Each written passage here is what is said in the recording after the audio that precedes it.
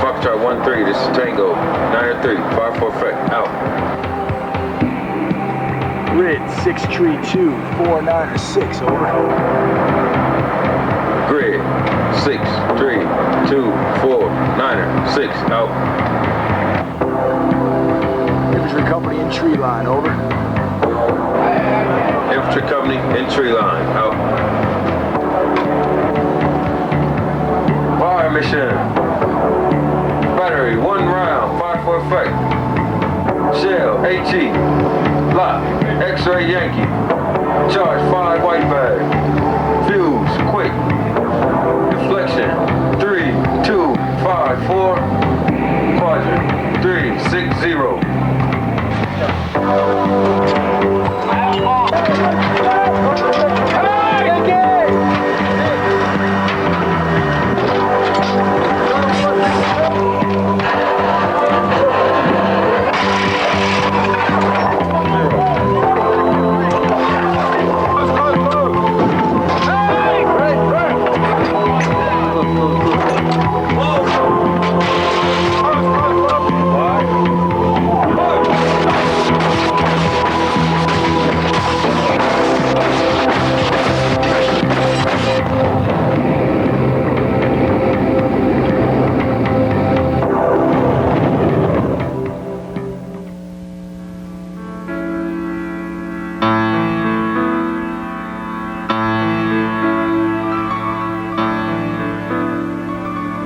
The United States Field Artillery began with a handful of trained artillerymen and a motley assortment of captured British cannons and French Lend-Lease equipment during the American Revolution. It wasn't until World War I that the modern field artillery of today began to take shape, with the technique of batteries on a single target. Then, with the centralized control of the new Fire Direction Center, combined with new improved weapons, the United States Field Artillery proved its supremacy on the battlefield during World War II. Today, with the aid of computer technology, the most sophisticated weaponry, and the technique of combined arms combat, the United States Field Artillery continues its distinguished tradition with Fort Sill as the home of the proud professionals. Fort Sill, originally called Camp Wichita, was established in 1869 with Brevet Major General Benjamin H. Grierson as the first post commander. Shortly after its installation, President Ulysses S. Grant initiated a peace policy with the Western tribes. General Grierson, being a firm believer in the policy, was charged with maintaining peace among the Southern Plains Indians. But when the peace policy failed, Fort Sill became the seat of operations during the campaign against the hostile bands of Southern Plains Indians. Then, as a new century dawned, so did a new destiny for Fort Sill. In 1902, the 29th Battery of the Field Artillery arrived for duty at the post. Because of its varied terrain and climate, which was ideal for such training, Fort Sill was officially chosen as the site for field artillery training in 1905. And the now world-renowned Field Artillery School of Fire was established in 1911.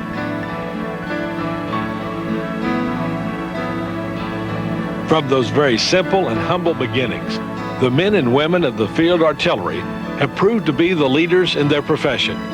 For over 200 years, this stable force of professionals have proved themselves time and time again in the defense of this great nation of ours. And with such a triumphant and glorious past, the United States Field Artillery moves into the future with the confidence and pride that has made it truly the king of battle.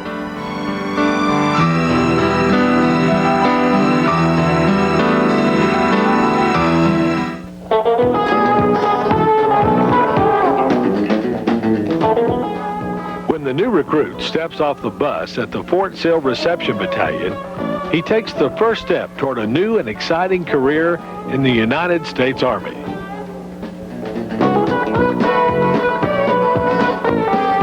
The first order of business is the initial paperwork. This is just the beginning.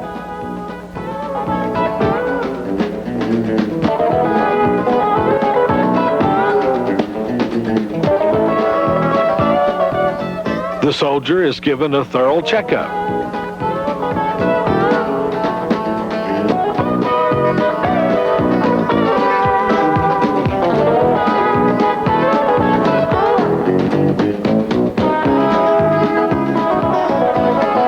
Then to the barber shop for a special haircut.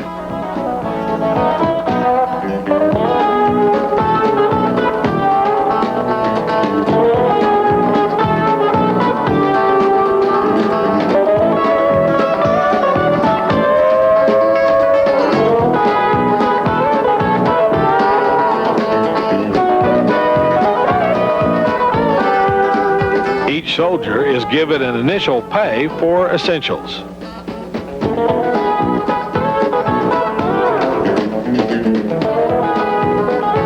Before being sent to their battery, each soldier is issued BDUs, boots, socks, and all of their training gear, including a backpack, bedrolls, and canteens.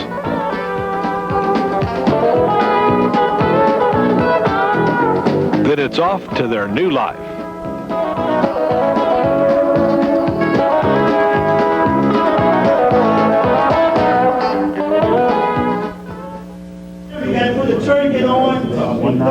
One of the first phases of training the new soldier does is first aid.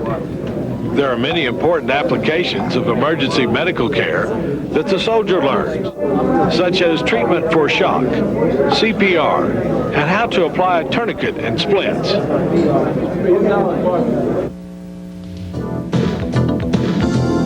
Jumping over 4 6-foot walls, low crawling under barbed wire, negotiating the rope bridges over a creek, and the cargo net climb.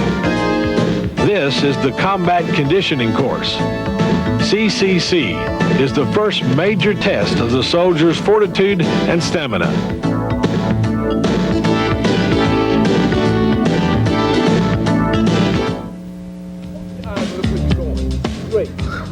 Open your eyes. Nuclear, biological, and chemical warfare, the battlefield of the future. In the face of uncertainty, being prepared is essential. The Army prepares its soldiers with the necessary training in defense against nuclear, biological, and chemical agents.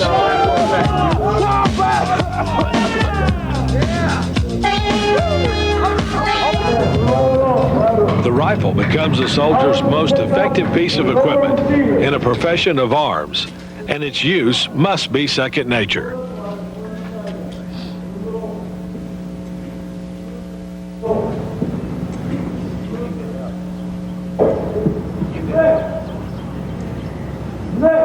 The soldier learns the proper handling of the weapon, proper firing techniques, to sight and aim, and to allow for variations in terrain and distance. Then he moves on to more advanced training and firing.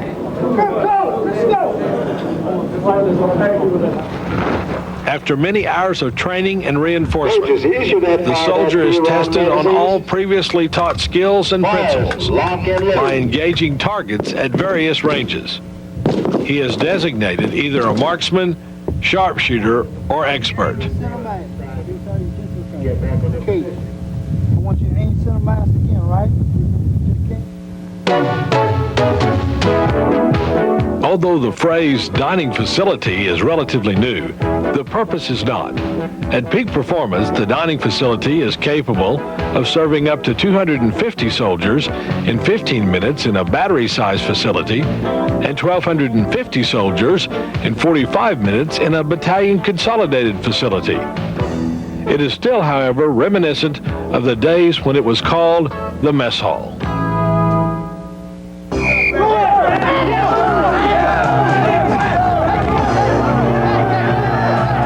Pugil stick competition is a serious form of training that pits the individual not only against an opponent, but against his own tenacity, confidence, and physical stamina.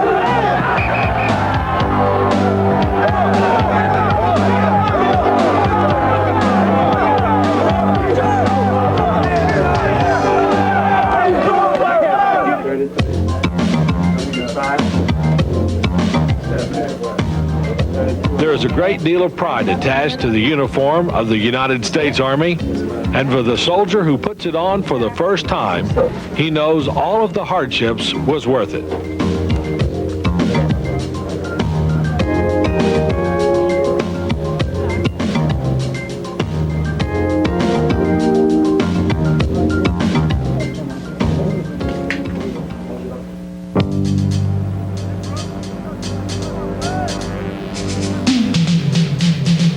Each soldier gets experience trying a variety of obstacles that require a combination of confidence, coordination, strength, and boldness. This is the combat obstacle course, a real test of the soldier's endurance.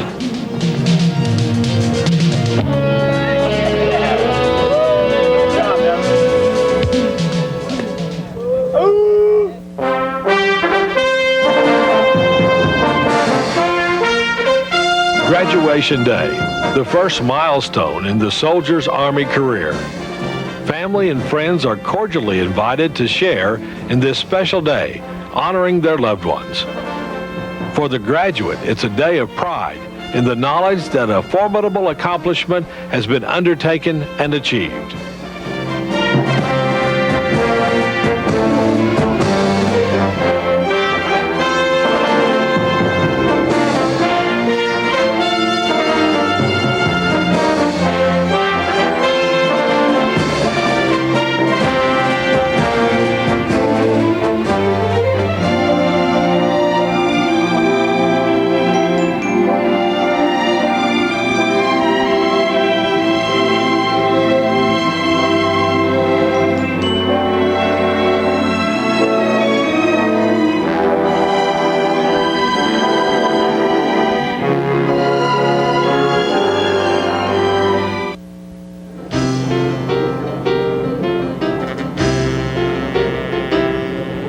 For the family, it's a day of celebration and reunion, as well as a day of discovery.